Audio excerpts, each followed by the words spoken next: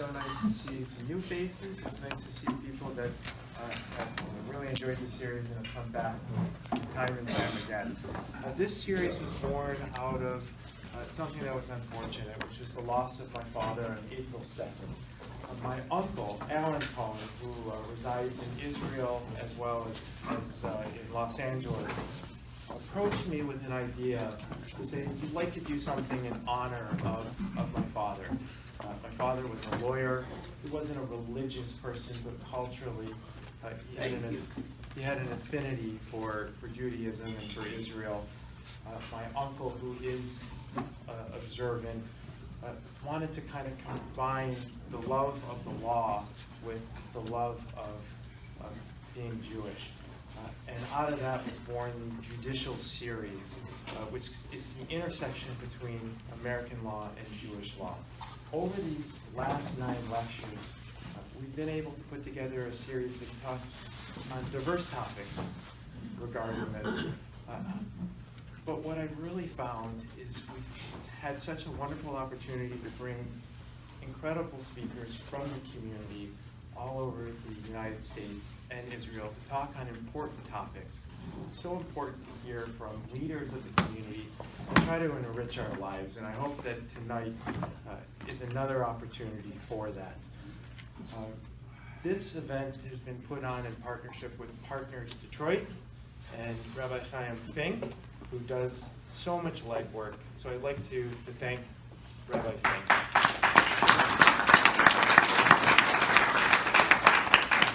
Prime 10 in the foundation room here is part owned by my cousin Scott Cohen, and I'd like to thank him for donating the space and putting on the, providing the food.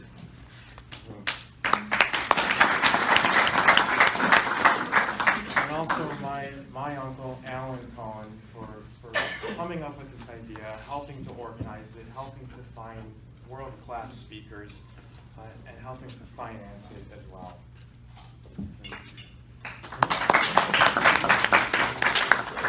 So tonight we're going to keep with that topic of people that are leaders in our community, and I'm very excited to hear from Justice Richard Bernstein. He has a tremendous amount of accolades. I can talk about his time working for his family firm, which is something that we have in common because I worked with my father for many, many years. Justice Bernstein worked with his father and his siblings. And then he moved on to now become, I believe it's one of the first blind justices of Michigan, and the Michigan Supreme Court.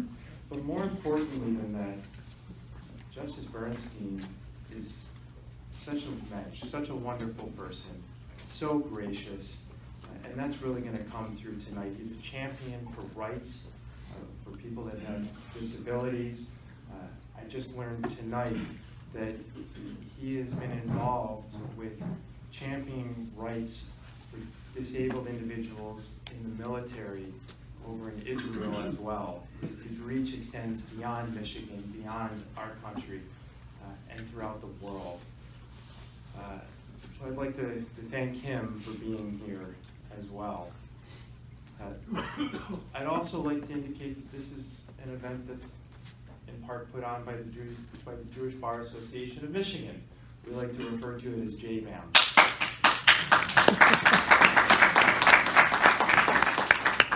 I was involved about 4 years ago with a few other people to help set up this organization, and now I believe we're up to about 250 members of Jewish judges, as well as lawyers in the area. About a year ago, we were successful in obtaining our full 501c3. We're a full-fledged charity. We enjoy partnering with other organizations in the Metro Detroit area to really try to make an impact. So I'd encourage everybody here to check out the website, jewishbar.org, and if you haven't already become a member or gotten involved, I would encourage you to do so. At this moment, I'd like to turn this over to Rabbi Fink to talk briefly about partners. So Andy, I just want to begin by saying that it's an honor and a pleasure to work with you and JBAM, your team. It's just, it's been a true pleasure. Partners is involved in Jewish education for adults here in Metro Detroit. We are a division of Yeshiva Beth Yehuda, which is the largest Jewish day school in Michigan, with over 1,000 students enrolled at that institution. And we do the adult Jewish education with fun programs and classes and missions to places of Jewish interest around the world. And hence this judicial lecture series. I just want to share with you briefly, in introducing Justice Bernstein, a brief snippet from the Talmud in Tractate Yoma, page 35b. And here the Talmud tells us that a person will eventually, after living a long life, a person will stand before their Creator. And God will say to them, I gave you so much in your life. What did you make of yourself? Why couldn't you become a greater person than you are? And the person will say, well, listen, perhaps I was poor. I spent all my time trying to just make a decent living, and it wasn't easy. And God will say, 1 second. There was a great sage by the name of Hillel. No one was poorer than Hillel. Hillel had absolutely nothing, and he became great. A person may say, I was so wealthy, I was so busy with all of my assets and businesses and investments, I didn't have time to learn the moral and ethical code of the Torah. And God will say there was a rabbi named Rabbi Elazar. He was fabulously wealthy, yet he always took the time to study and improve himself, make something significant of who he was. And thereby the Talmud says that when you meet some great people that had challenges and they still managed to become the men that they are, that's a calling to us that we could do all that much more. And in introducing Justice Richard Bernstein, I can't think of anything greater than that. He inspires and he encourages everyone else that we could become great because he has challenges. And look, he made it of himself. We just learned over dinner. He visited Vienna. And after his visit, prior to his visit, it had been illegal for a judge to be blind. If you were blind in Vienna, you couldn't be a judge. When he came in, he spoke that law was revoked. Now in Vienna, someone who was blind could be a judge. He then went to Spain. In Spain, if you are blind, you couldn't vote. And Justice Bernstein spoke in Spain. And now blind people could vote. He changes the world. He is the paradigm of greatness. Ladies and gentlemen, I bring to you Justice Richard Bernstein.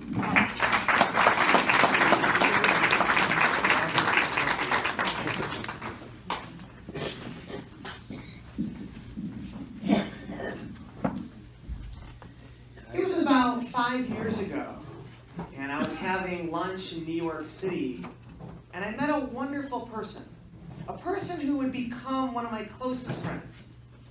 He was a pilot with the IDF. And as we sat and had Shabbat lunch, he said to me, I have a mission for you that I'm hoping we can work together on. It's my belief that people with disabilities should have the opportunity to serve in the military. The military is compulsory, and those who have special needs and those who have struggles and challenges are often discharged. He said, if we can work on this together and create units and opportunities, we can help to break perceptions and we can help to change the course of a nation. So we began a lasting friendship. I remember flying to Israel a short time after our meeting. We participated in a triathlon with Special Forces, and it was the first time a blind person had ever done such a thing. I just returned from Israel yesterday, in fact, and we marked our 5th year in which this program has been in action. It's quite exciting when you have a chance to see what change can do. It's quite exciting to believe that the world can be enhanced and ultimately made better. Israel has developed some remarkable strategies based off of this. Over 5 years, the military has created a number of different units and has created a number of different policies that allow for anyone who would like to have a chance to serve, to have a chance to be a part of the IDF. And in doing so has helped to change Israeli society so that people now have a chance to spend time with soldiers they otherwise wouldn't. soldiers with autism, soldiers with Down syndrome, soldiers with cerebral palsy. Whatever the disability is, the IDF will find a place for a person to have the opportunity to choose. What's exciting is that this genesis within the military then had implications on the country as a whole, because as we had the opportunity to work with other people throughout the nation, Israel developed through the Knesset its version of the ADA, which created rights and access for people with special needs and disability, which then led to another law enacted by the Knesset that allowed for employment opportunities for disabled people within Israeli government, which then led to a new element, which was private entities and corporations throughout Israel now extending jobs and employment to special needs populations, and to the Knesset now appointing judges with disabilities throughout their judicial system. Israel truly is a light unto the nations. Israel will never be popular, it will always struggle. But it is a great nation that does great things. This program was so successful in terms of inclusion and integration that Israel asked if I'd be willing to represent them at the United Nations in Vienna, Austria, as you heard from the rabbi. And at the time in Austria, it was in fact illegal for people who were blind to have the opportunity to serve as judges. But thanks to Israel, and thanks to their impetus of shining a light, of attending the UN conference with over 150 countries, that law has been changed.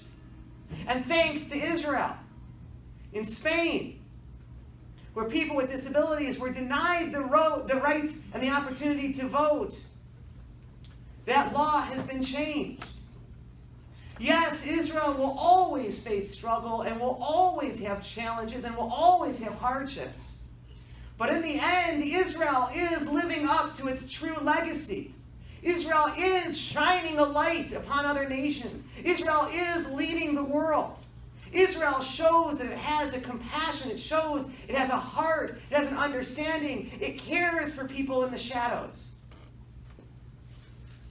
On this past trip, the military wanted to celebrate the 5-year anniversary of this program by rolling out a massive marketing campaign to encourage all people across the nation who have special needs and disabilities that they are now welcomed in the armed forces and they should be encouraged to serve as volunteers.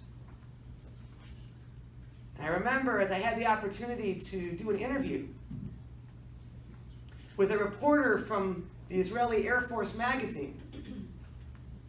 We were talking about this initiative, and we were talking about Israel.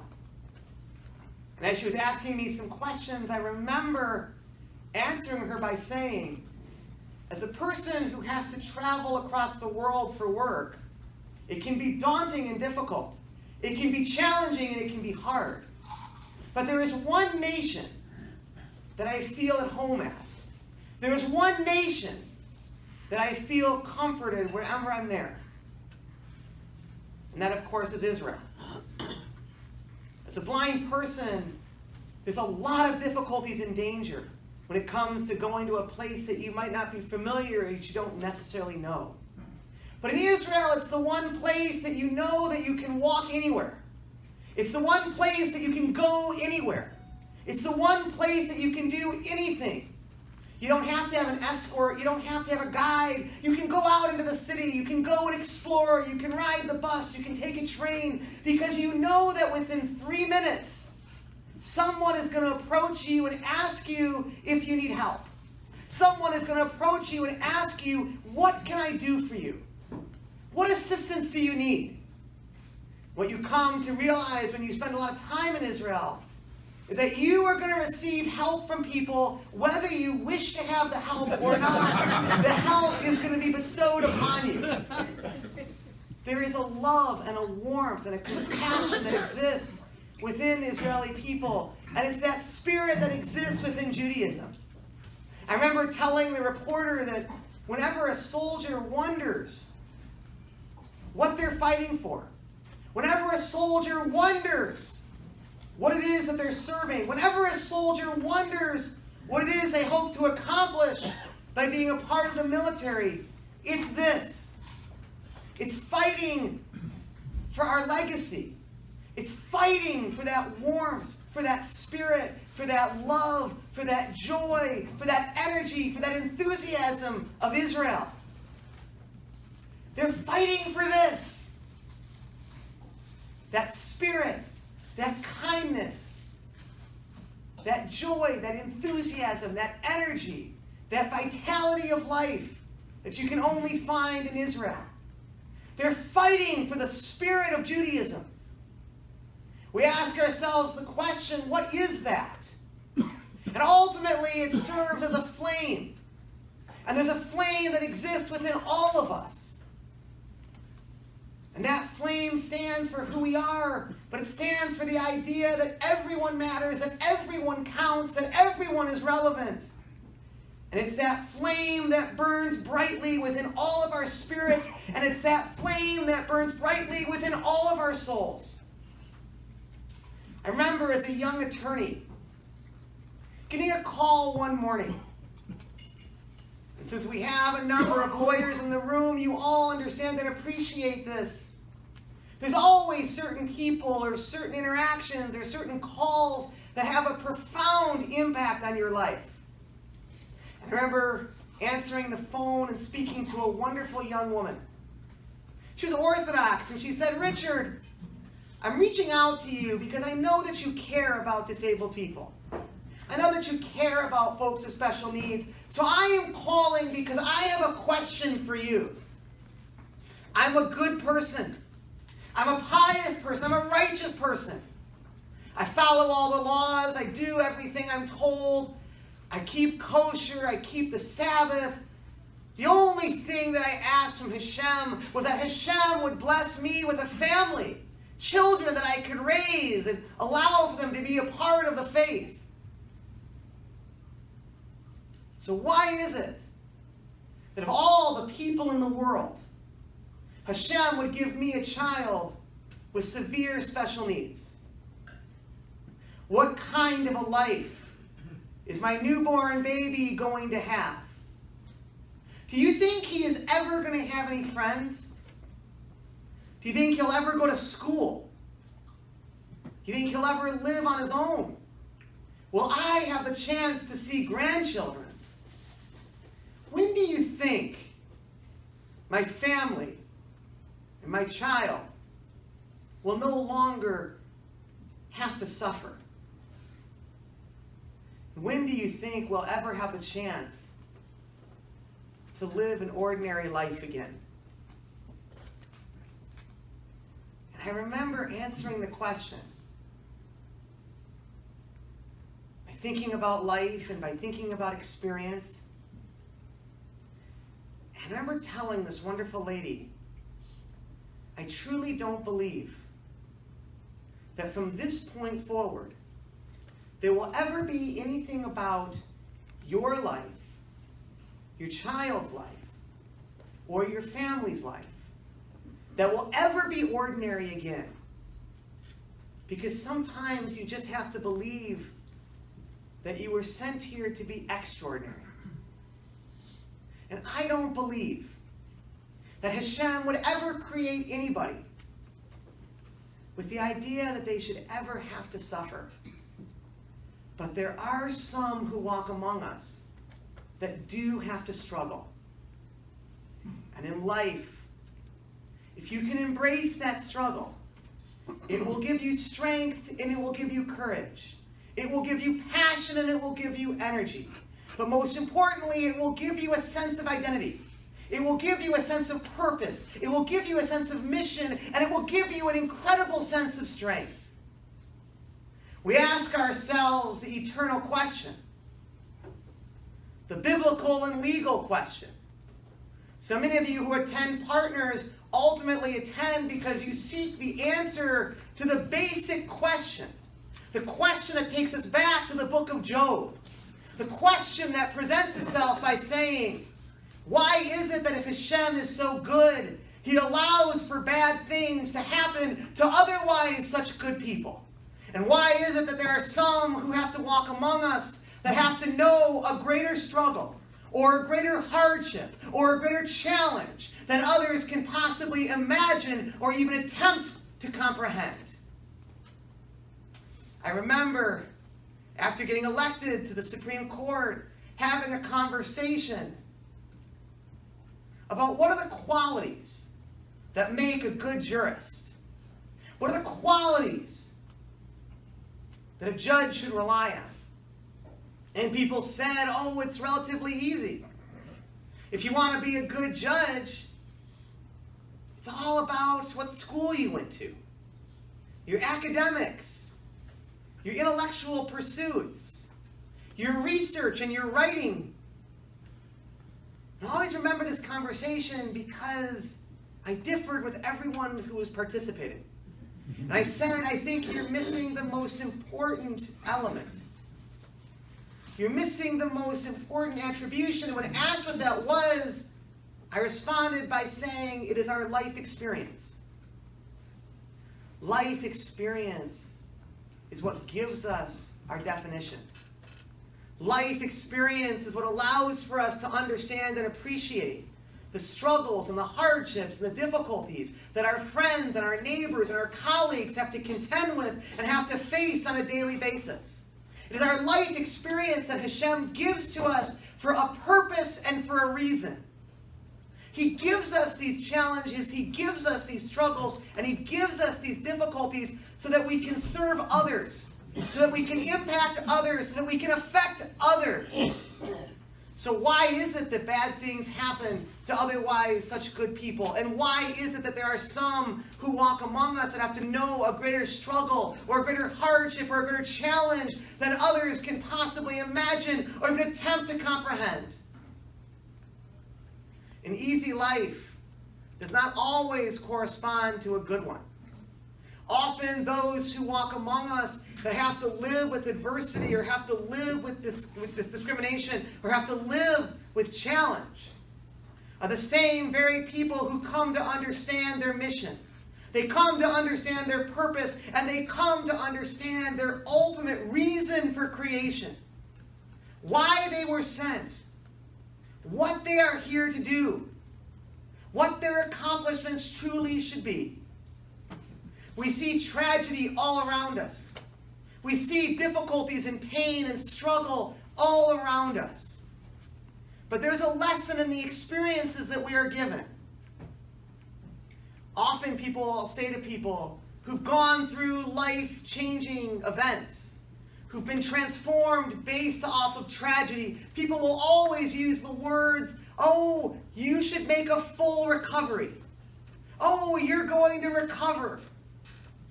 Well, in life, there are certain events, there are certain losses, there are certain changes where people do not recover. But the key to those who can survive and to those who can thrive is not always focusing on the ability to recover, but it is the ability to adapt to a new circumstance, to adapt to a new situation, to adapt to a new destiny. Life is about perspective.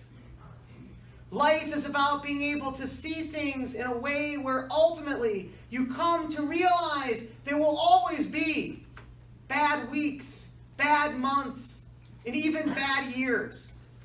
But if you're able to find just enough joy, if you're able to find just enough good, just enough, that can help to balance out all the darkness and all the difficulties. For ultimately, it is our job to try to find the joy in life. Try to embrace our life experiences and try to use the experiences that God gave us to do something profound, to do something impactful, to do something that matters. For why else would we be given these experiences but for not to use them to do something great?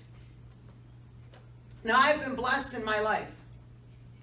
I've had the opportunity to complete 21 marathons, and I've had the opportunity of completing a full Ironman competition. Wow.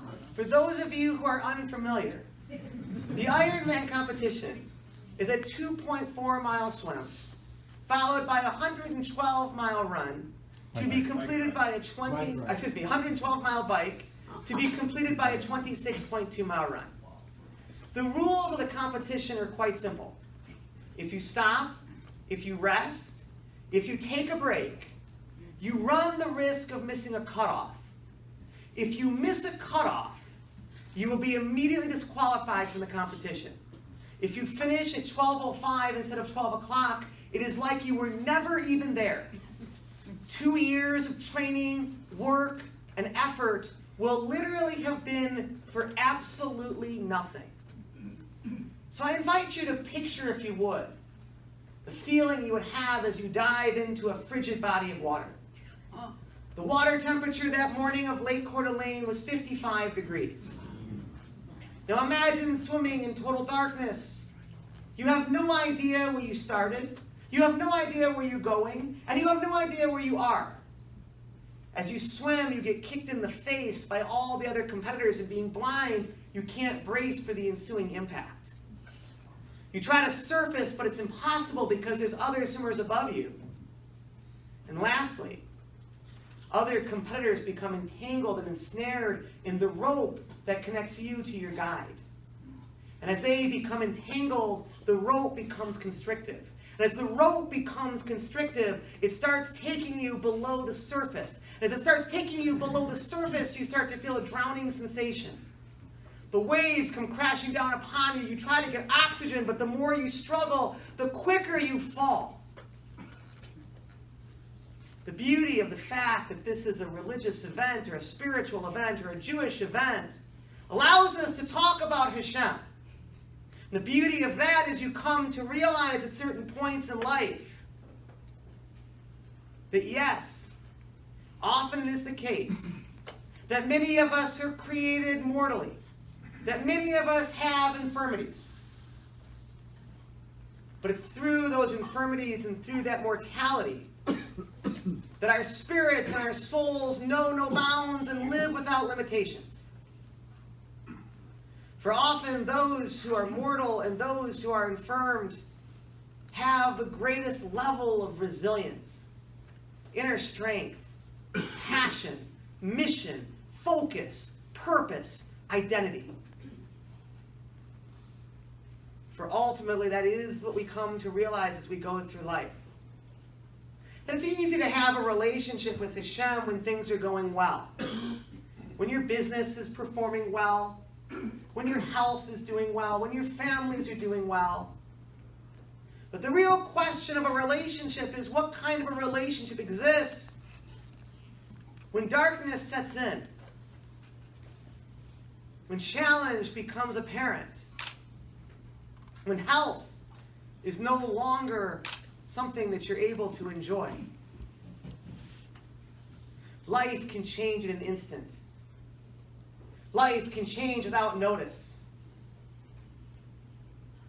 But those that are able to have a genuine relationship with Hashem come to realize it's not always about praise. It's not always about joy. As we go through our lives, we're not always trying to be happy. There are people who will always smile and who will always be happy, and that's a wonderful attribute. But it's not something that is ultimately real. Life is about sadness, and life is about difficulty. And I remember telling this wonderful young mother that it's okay to feel disappointed. It's okay to feel sad. It's okay to feel angry. It's okay to be frustrated when life doesn't go the way that you hoped it would, when life doesn't go the way that you wanted it to, when life doesn't go the way that you feel you deserved it to.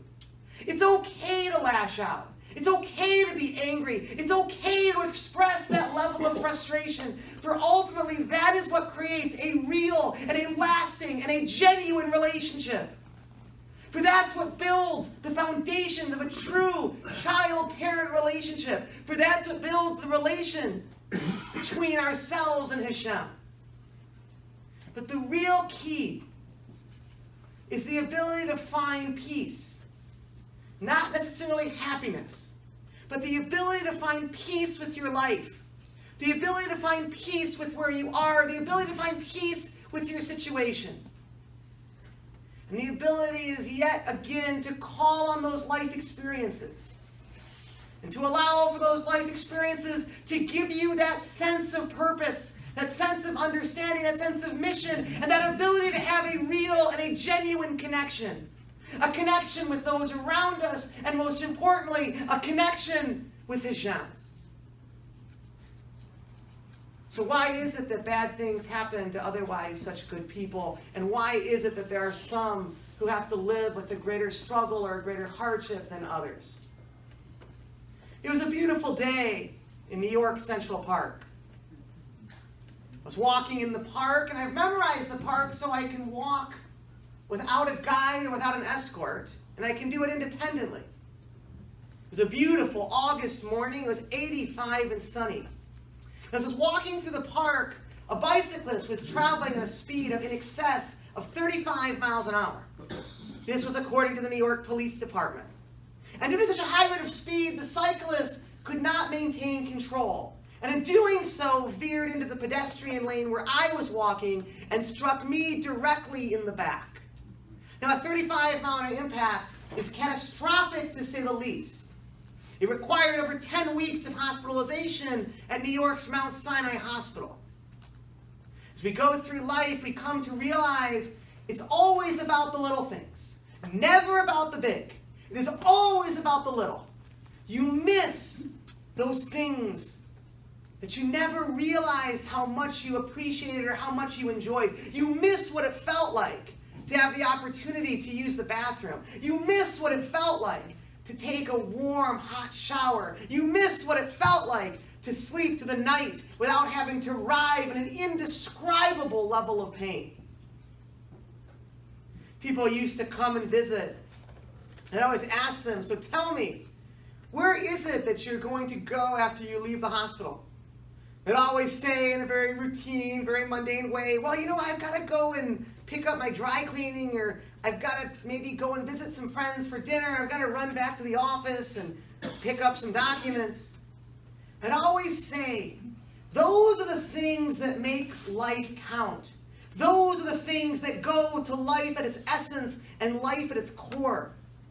It's those small things that you long for. It's those small things that you crave. It's those small things that you yearn for. You yearn for that feeling of being able to go outside and feel the fresh air, or ride on a bus, or take a subway, or ride in a taxi cab. You miss what it's like to sit in a restaurant and partake in a wonderful dining experience with your friends, and eat the food and hear the conversation. You miss those elements of life. When we come to look at what we're fighting for, we come to look at who we are, it's always about the small things, never the big. And if there's one thing that you can take from our time here tonight, it's that we have to celebrate every accomplishment and every achievement.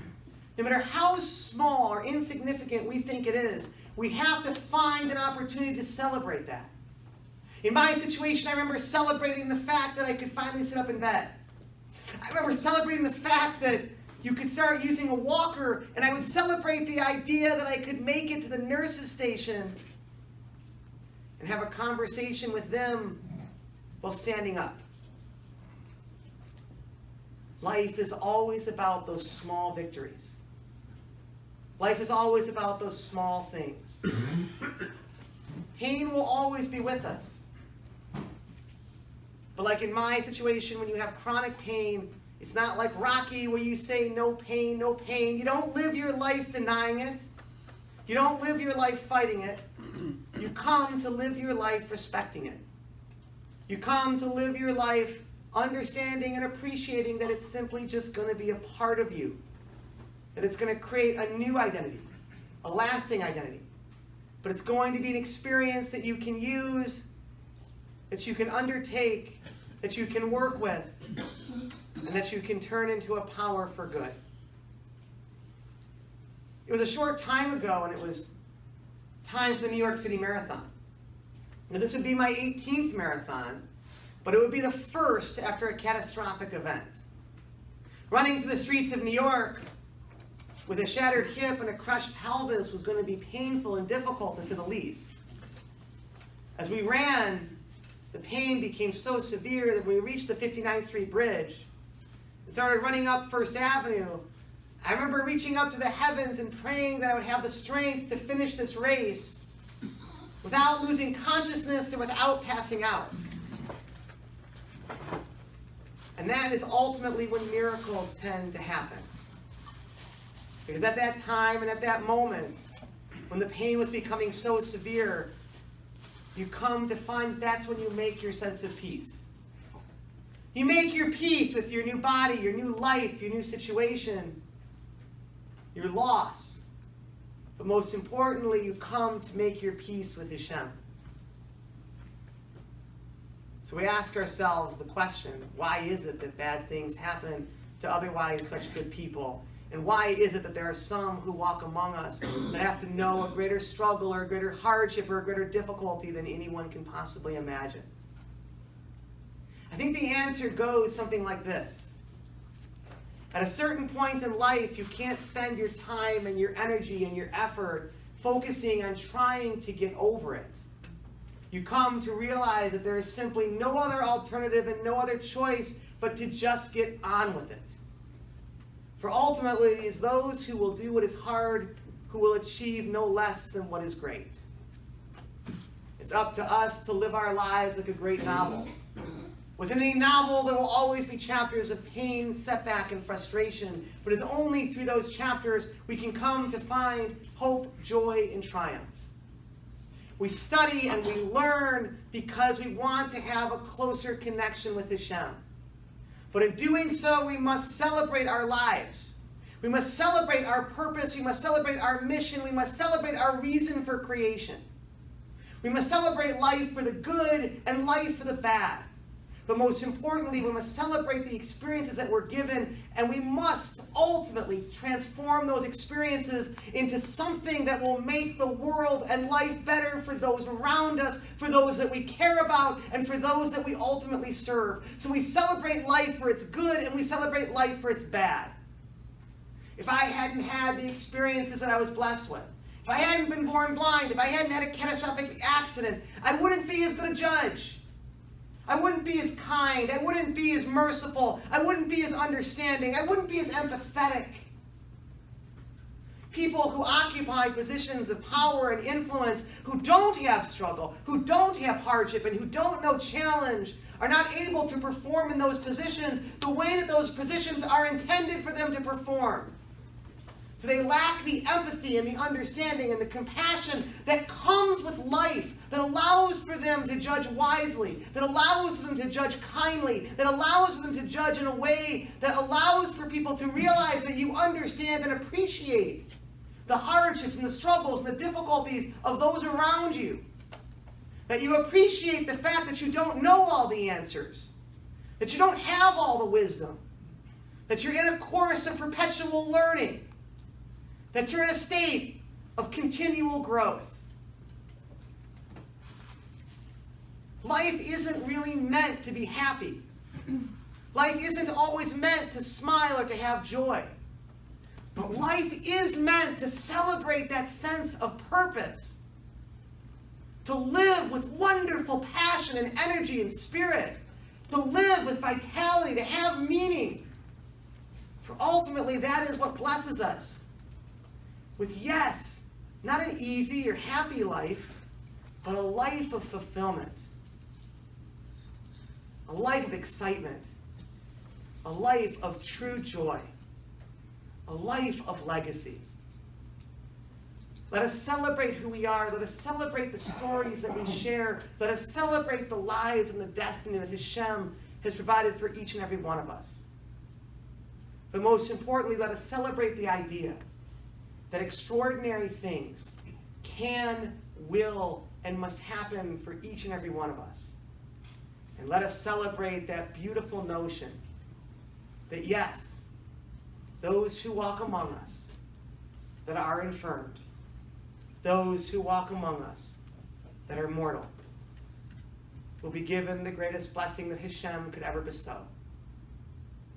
That is, that they will often have the strongest, most beautiful, most enduring spirits. So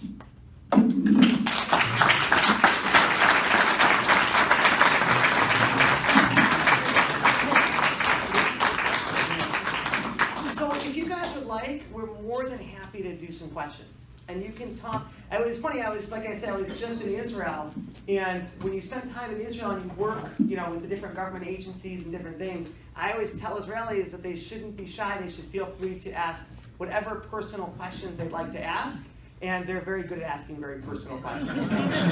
So with that, please, whatever question you guys want to ask. I know we're here to talk about Judaism, we're here to talk about the law, we're here to talk about all kinds of things. So anything and everything is on the table, so I invite you to kind of start with your questions. I have a question. Yes. So certainly someone that's going 35 in a bike in the city is blameworthy. Right. Do you blame that person? I can see someone would, did you have feelings towards that, and how would you have gotten over them, or, Yeah, that's a great question. So that's a wonderful question, and the way I would answer that question is I would say that in my situation, the injury was so catastrophic that my focus was, as we were talking about before, was trying to find some sense in it. So if I were to go through and just think that this was kind of an unfortunate coincidence, an unfortunate fate, then I think that would be very difficult for me to contend with. But if I was able to find some meaning in it and some purpose in it, then at least something would come out of it that I could be proud of, and I could say that, okay, there was a bigger purpose or a bigger reason for why this happened. So I didn't focus at all on the person that hit me. I kind of moved on from that, and I told him he should move on from that and not have to worry about any ramifications. So there was no issue I had with the person that hit me. But I did have an issue with the city. And the reason I took issue with the city was I wasn't going to ask for any money. I wasn't going to ask for $1, a nickel, or a cent. But I wanted them to fix the park. I wanted the park to be made safer, and I wanted the park to be made better. And I knew the city could do this because before becoming a judge, I had done ADA work, and ultimately the park had a number of various ADA violations that were causing these accidents. And so ultimately, I began litigation with the city. And again, it wasn't for any money, but it was just to fix the park. And the city took a very, very difficult tone and was quite nasty to work with and to deal with. And I would not give up on this case. And it was interesting because I kept fighting because I refused to just say that this accident was just an unfortunate event. There just had to be something bigger about it. There had to be something grander about it. There had to be something more meaningful about it. It just couldn't be that it was just some unfortunate thing that just took place. And it was interesting because I remember after winning my election, people said, well, don't you think you need to kind of drop the litigation against the city because you're a Supreme Court justice and you're going to be in litigation with New York, and don't you think that you need to kind of move past this and kind of drop the case? And I wouldn't do it. And it was interesting because we even had a setback because our U.S. District Court judge threw out the case. And it was really unfortunate that she did that. And she threw it out. And I wouldn't give up, so we appealed to the Second Circuit.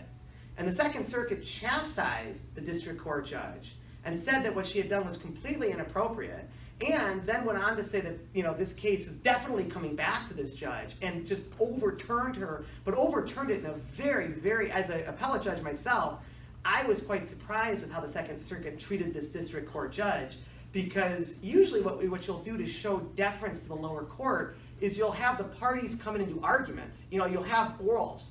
In this situation, the Second Circuit was so upset with the lower court that they just reversed her even without requiring oral arguments. And what was great about that was the city realized that this was going to trial. And that they tried for summary disposition, they wanted summary disposition, but then they got overturned. So there's no way that the case could get kicked out again. And so ultimately, it was actually a wonderful blessing that happened, because sometimes when you shoot too high and you miss, and the judge did the same thing, then you wind up in a situation where, oh my God, this case you can't get rid of it now. It's coming back and it's here to stay. And so what was great was, that was one of the best things that ever happened, because the city actually started making huge modifications to Central Park. And now look, is the park ever going to be perfect? Is it ever going to be safe? Absolutely not. Are there still going to be accidents? Are there still going to be injuries? Absolutely. But as a result of this litigation, and as a result of the changes that came to Central Park, it's a whole different park now. And injuries have gone down dramatically. I will say that the thing that I was disappointed about and kind of saddened by was that ultimately during the 2 years that we were fighting this case, before the city ultimately kind of made the changes and ultimately rebuilt the park to ADA specifications, which then ultimately did result in a much safer environment for people. What was quite unfortunate was in that time period that this litigation was going on, there were two people, and we told the city, I said, this is going to result in a much more severe injury. As bad as mine is, here's the fact pattern, here's why this is so dangerous, here are the changes you can make that will satisfy this, that will ultimately cut back on this. And instead of fixing the park, the city fought with us, and in the time period they were fighting with us, 2 people were killed under the exact same fact pattern that we presented to the city of New York. So yes, the park is better, yes, the park is safer, yes, all those things, but there are still 2 lives lost. And the sad thing is one of them, was a young mother, well actually not young, she was 50 and she died. And she was hit by a bike the same way that I was hit by a bike, but the issue was that the bike struck her, I got lucky because it hit me right in the back, so my hip and pelvis absorbed it. In her situation, she got hit, it was just a little bit off center, so it hit her in a different place and that killed her. So and then the other person was a gentleman who died, so similar fact pattern. So, I think in the end, the question is that, even though I live with some pain today because, well, a lot of pain today because of that accident, the fact that there was some mission or some reason to it, the fact that things were made a little bit better, makes it a little easier to do that. And I think that's the key of kind of what our focus on is tonight, is this idea that if you can find some reason to it, you're never going to understand or appreciate what the answer is, but if you can take that experience and say, I'm going to transform it into something that can be more positive, or I'm going to transform it into something that's going to make it better for other people. And that's what you find with most people who go through horrible loss in their lives. They usually always transfix the people that survive or the people that transfix that loss into this incredible sense of mission. And they use that sense of mission to deal with their sadness. But it gives them that sense of purpose and that sense of spirit and that sense of optimism to move forward because they come to realize that, okay, there was a reason for this. I don't understand, I don't appreciate it, I don't agree with it, but I was able to find some reason in it that will ultimately affect others. Other questions? Good question on this side of the room. Okay. Yeah, Justice Bernstein, I have a question.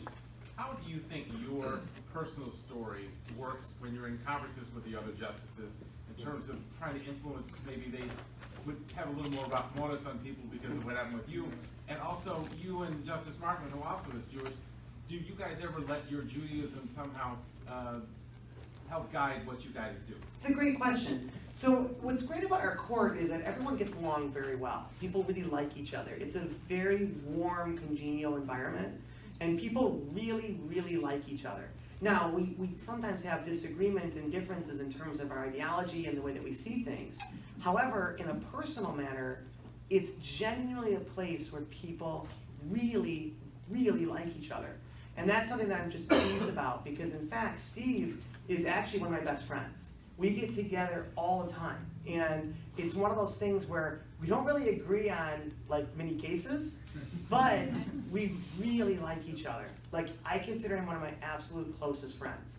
And I'm also incredibly close, of course, with David Viviano. He's one of my very close friends, and Bridget McCormick, and Beth is wonderful. And we've got some really great judges that are on our court. And we actually really do things socially. We get together outside the job. And I have come to see these people not just as colleagues, but as really good friends.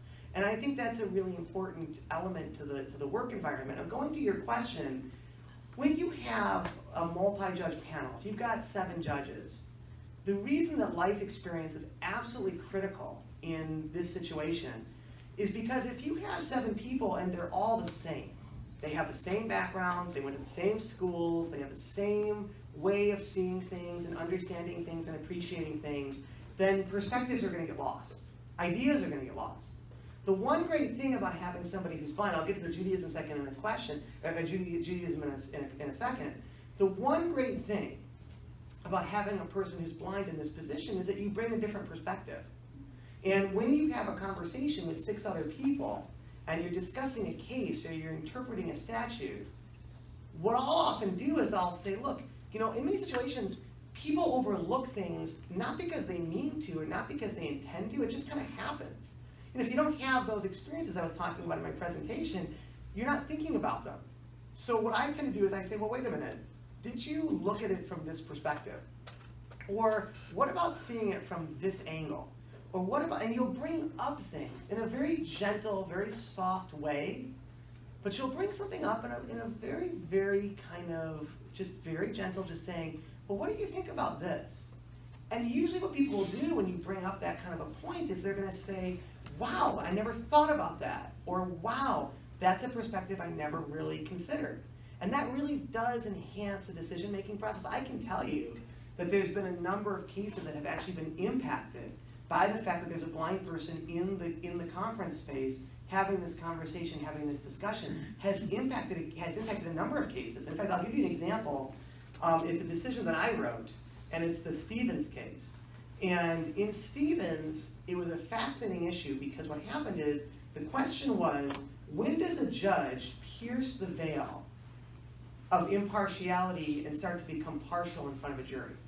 And this was a case that took place in Jackson. And what happened was, a good judge will always divorce the charges from the process. So you have to always look at the process and then look at the charges. Because in many situations, if you look at the charges first, it's going to sometimes sway you to how you view the process. So good judging is always focusing on the procedure and always putting the procedure before anything else. And that can sometimes be difficult, but you have to do it. So this was a case that took place in Jackson, and just for my legal canons and all that kind of stuff, judges are allowed to speak about any case that's already been decided, so we're good to go. Just gonna throw it out there just to make sure that we cover all of our bases. So what was interesting about this situation was, it was a very difficult case because the defendant was ultimately convicted of killing a baby. So you already have a very kind of intense situation because of your fact pattern. But the challenge that arose in this case was that you had a judge that had been a prosecutor, and in front of the jury, the judge was asking all types of inappropriate questions. Now in Michigan, if you're a judge, you're allowed to be a part of the proceedings for two reasons. Number one is for clarification, and number two is for expediency and efficiency of the procedural course. So in this situation, the judge was asking all kinds of questions, and he was chiding the defendant, he was chiding the defendant's attorney, he was making fun of the defendant's experts, he was acting in a sarcastic manner towards, in many situations, the entire defense case. So the issue is, look, when you're reviewing a case, it's my job to make sure the trial is done fair. That's my job. The trial has to be fair. It has to be done correctly, it has to be done right. And what was happening in this situation was, I felt, and my colleagues agreed, this wasn't a fair trial. And what arose out of that, based on a different perspective, was in the Stevens opinion, and if you read the opinion, you can actually kind of find this, but it was the idea of tone of voice. That you can tell from a transcript what a judge's tone is. So in the Stevens opinion, it basically set forth guidelines and parameters for all the lower courts as to not just what you can ask, what you can't ask, how you can ask it, the way you can ask it. It didn't just set forth the roadmap for all the lower court judges as to what they should adhere to and what they should do in terms of their procedural issues. But what it really did was it also emphasized tone of voice. And it said that if a judge is going to ask a question, if a judge is going to participate within the proceedings, that the judge has to be mindful of how the judge is sounding. Does the judge sound sarcastic? Does the judge sound like they're making fun or they're chastising? Does the judge sound like they're taking one side over another? And what was great about Stevens was it really set forth those parameters and set forth those guidelines, but it also used a blind perspective in doing so because it focused on an element of communication that otherwise would not have been focused on, but for having that distinction of life experience that allowed for it to become relevant. So that, I think, is an example of having differences in that circumstance. I would say as it pertains to Judaism, I really think in our situation, we really don't allow for Judaism to enter into our discussions and our conversation, because I do think it's important that the church and state be separate, and I think the legal proceedings have to be devoid of any kind of religious ideology or religious perspective. You can focus on the core tenets that all religions have, which is mercy, kindness, compassion. You can focus on veracity, truthfulness. You can focus on all those elements. But I think it's best to kind of, when you're approaching a case, I don't think it's a good idea, me personally, to kind of inject Torah or inject any kind of religious kind of perspective into the proceedings. I think it's best to kind of focus on the procedure, focus on the law, focus on interpretation, focus on the facts, kind of put those together, and ultimately come to an element of justice. But justice has to be a uniform concept and not specific to any kind of religious concept. Other questions? One last question. Okay. Is there another question? There was one in the middle. Okay, yeah, on this side of the room, yes. Mrs. Bernstein, Yes. what on earth did you tell the Spanish government to convince them to undo 1,000 years of discriminatory precedent? Well, you know, it's an interesting question. So especially as I was saying, in terms of working with Israel now, and what's interesting about it is that, you know, this is something where ultimately there are certain things, and what we've come to find is that disability is a universal concept. If you have, is what we've learned, is there are people all across the world who are in very influential positions in government, in military, banking, finance, all across the world. But in most cultures, outside of ours, in most cultures, it is seen as a great disgrace if your child is disabled. It is seen as an embarrassment, and it is seen as something that bestows, in many situations, it is seen as something that bestows shame upon a family. So often in a lot of cultures, if you have a disabled child, it's best to, you don't really want to acknowledge it, you don't really want to admit it, it's not something that you're proud of, and it's something that basically has a stigma, and it's something that basically has been a problem in a lot of other cultures. So what you tend to find is that there's a lot of people in positions of authority all across the globe who have special needs kids or special needs issues that they're contending with constantly. And when they see something like this, it doesn't matter what their position is, it doesn't matter what country they're from, it doesn't matter any of that. What it really matters is when you're talking about your kids, that comes before anything else. So the idea that you're able to engage and have conversations with folks because they have children with special needs and they want to meet you, they want to talk to you, they want to get to know you, they want to understand how this is possible, and they're hoping in many situations that through you, you can help to change their culture. You can help to make life better for their family and for their kids. And so that's why, unfortunately for me, it's a lot of work because you have to do a lot of international work and you have to physically go to these places. But what happens is, in answer to your question with Spain, was, again, this all arose because of the work that was happening in Israel. And it was through the Israeli military. The idea was that this became a showcase, and what the focus was is that Israel is doing such great work in this issue that other countries wanted to understand how Israel got to where it was. What made Israel such a kind nation? What made Israel such a compassionate place? And what made Israel, you know, that this is a priority within their country? And so ultimately, like I say, is that working with the United Nations through Israel. And again, Israel doesn't have the best relationship with the United Nations, but on this issue, I have to say though, on this issue, it's working. You know, we just stay away from the other issues. There's things that are happening in other parts of the UN. But I gotta be honest with you, in this area, in the area that really affects citizens and affects people, this is a big deal. And this really affects folks' average lives. So the other countries, a lot of other countries are really interested in kind of this issue and having this discussion internally within their own nations. And so when you present in Vienna, when they had 150 countries there, all these countries that were there, even though I'm the US and I'm a judge, all the countries that were there credited Israel because I was speaking on behalf of Israel. That's what made this kind of complicated. I was a US judge speaking on behalf of the nation of Israel. But the thing is that what was great was you don't get into the complicated issues, you don't get into Jerusalem, you don't get into that. We don't discuss that ever. We just talk about disability. And what was fascinating was it really did get people excited. And these other countries kind of reached out to Israel and said, look, what can we do? Can you come to visit with us? Can you come to be a part of our country? Can you come to help show us? And it did create these wonderful opportunities and these wonderful dialogues, these wonderful discussions to take place. So going to your question, it did result. Spain had a rule that basically said that if you had a disability, you couldn't vote. That was the rule. Okay, that was it. So they actually had, this was kind of interesting, and then I'll wrap it up, but they actually had, it was actually kind of remarkable. If you were disabled and you wanted to vote, you had to write an essay to the Spanish court. So there was a judge, and you have to write an essay, and you have to explain it. They'd ask you essay questions to see if you had the cognitive ability and the wherewithal to cast a ballot. So you would have to fill out an essay. And this was the best. One of the essay questions that they asked, this was a person with a cognitive impairment, but this was a very independent person. They were working, they had a job, they were an independent person, and they were very self-sufficient. So they wanted to vote because they wanted to be a part of society. So they fill out the essay. And one of the questions the judge asked them to answer was, explain what is democracy.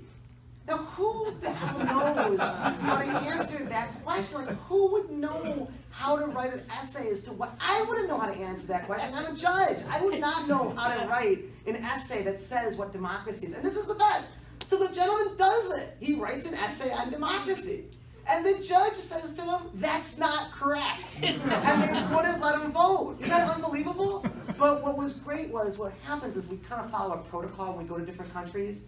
So the same thing we did in Austria. When we were in Austria and this whole issue of blind people not becoming judges, again, this is with the help of Israel, and Israel kind of leading this. What was great was you walk into these countries and you do a press conference, and you do a huge press availability, you travel, you go all over, and you never criticize. You never criticize. You never say, you would never tell like Parliament or a government official or a newspaper, oh, I can't believe you do it that way. Oh my God, I can't believe, you never do that.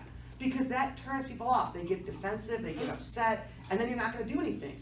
You have to be very measured. You have to say, well, I totally understand your position. And look, I don't think it's cool that you're not gonna let disabled people vote, but you can't say that.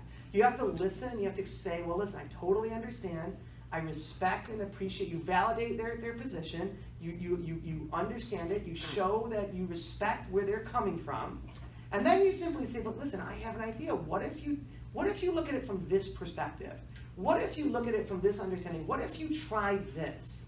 But you do it in a really positive, very inspirational, very uplifting way, with a lot of energy and excitement, but never ever chastise and never criticize, ever. No matter how upset you might feel inside, you never let it show, because the minute you let it show, they're not going to listen to you. So you have to do it in a very kind of inspirational, positive, very uplifting, kind of alternative presentation.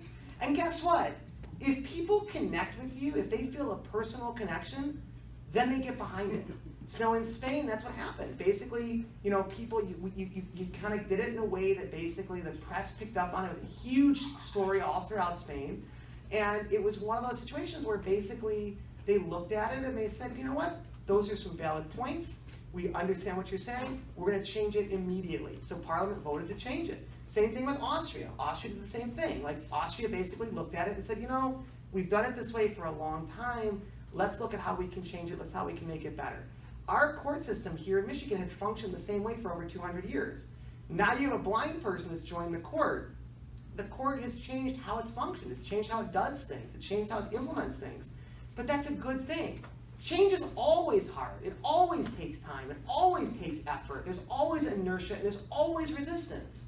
But the kind of change, if you're willing to stick with it and do it in a gentlemanly, respectful, kind, compassionate way, can really have an impact, and it can be everlasting change. And I'll just kind of end with this. Quick example of how you make change was in Australia.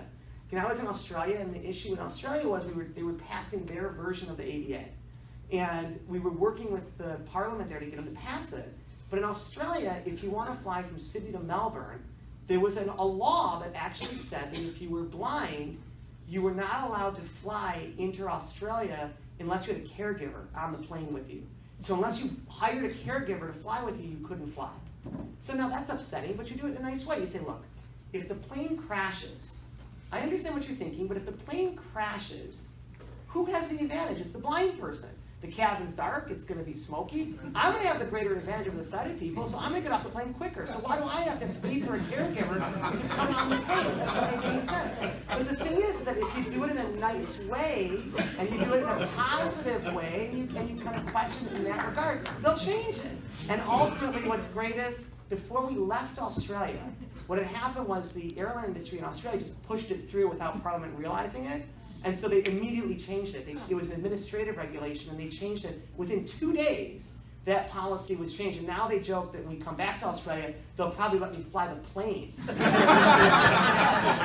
won't have like an issue with it. So I'm just going to end very quickly with this last comment. I always like to end with this. There's a story of a pessimist and an optimist who met one day on the street. And the pessimist said to the optimist, "Why is the world such a challenging and difficult and harsh place?" And the answer the optimist gave the pessimist was, "I've always believed the world is what we choose to make it." The beauty of what you guys do, the beauty of Partners in Torah, the beauty of the Jewish Law Association, the beauty of this community, by coming to an event, by learning about disabilities, by engaging these conversations, you've made a decision as to exactly what kind of a world you want this to be. So thank you, and may God bless each and every one of you.